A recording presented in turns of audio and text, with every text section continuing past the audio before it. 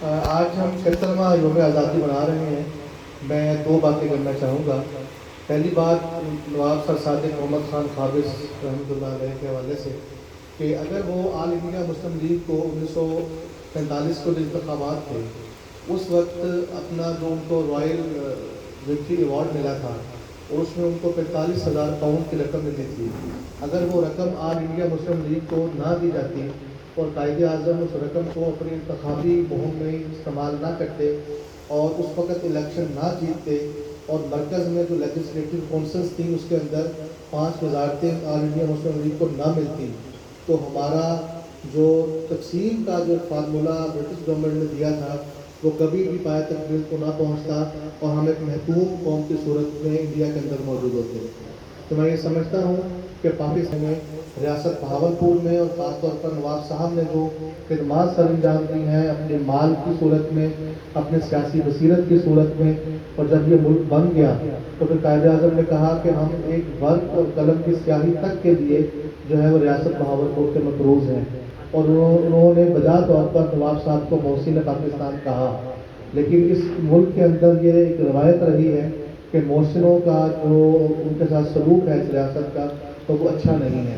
تو میں آج کے دن کے حوالے سے یہ مطالبہ کروں گا کہ ہمارے وفاق کو یہ چاہیے کہ وہ نواب صاحب کی جو خدمات ہیں اس پر ایک چیپٹر جو ہے وہ ہمارے تعلیمی سلیبس کے اندر، خاص طور پر میٹرک ایف اے اور بی اے کے اندر جو ہماری ثانوی تعلیم جو ہے اس کے اندر شامل کیا جائے، تاکہ آنے والی نسل کو جو ہے پتہ چلے کہ پاکستان کن حالات میں بنا اور ریاست بہاولپور نے اس ریاست کو بنانے میں، اس کو قائم کرنے میں اور اس کو آج اس مقام پر کھڑا کرنے میں کیا اپنا حصہ ادا کیا ہے، اور اسی حصہ ڈالنے کی مد میں جو ہمیں ہمارا صوبہ تھا اس کی جو بحالی کا ایک کیس پینڈنگ ہے ابھی تک وفاق کی طرف، اس کو ایگزیکٹو آرڈر کے ذریعے سے بہاولپور صوبے کو بحال کیا جائے۔ اور دوسری بات میری یہ ہے، ابھی ریسنٹلی ایک سیاسی جماعت کے کارکنان کی طرف سے ایک بات کہی گئی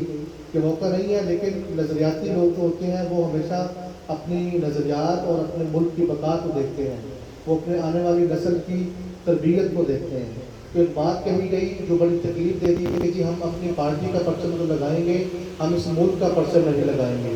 یہ ایک بڑی بات ہے۔ یہ وہ لوگ جو پیرنٹس ہیں، جو اساتذہ کرام ہیں، جو اس معاشرے کے اندر تربیت کے حوالے سے اپنا کردار ادا کرتے ہیں، خواہ وہ پولیٹیکل پارٹی ہیں، خواہ وہ ادارے ہیں، ان کو چاہیے کہ اپنے بچوں کو یہ ضرور بتائیں کہ بھائی پہلے پاکستان ہے، بعد میں سیاسی جماعتیں ہیں، اور یہ ملک ہے تو آپ کی سیاست بھی ہے، آپ کا فرقہ بھی ہے، آپ کے دیگر معاملات بھی ہیں۔ تو سب سے پہلے پاکستان کو مقدم رکھیں۔ پاکستان ہم سب کا ہے،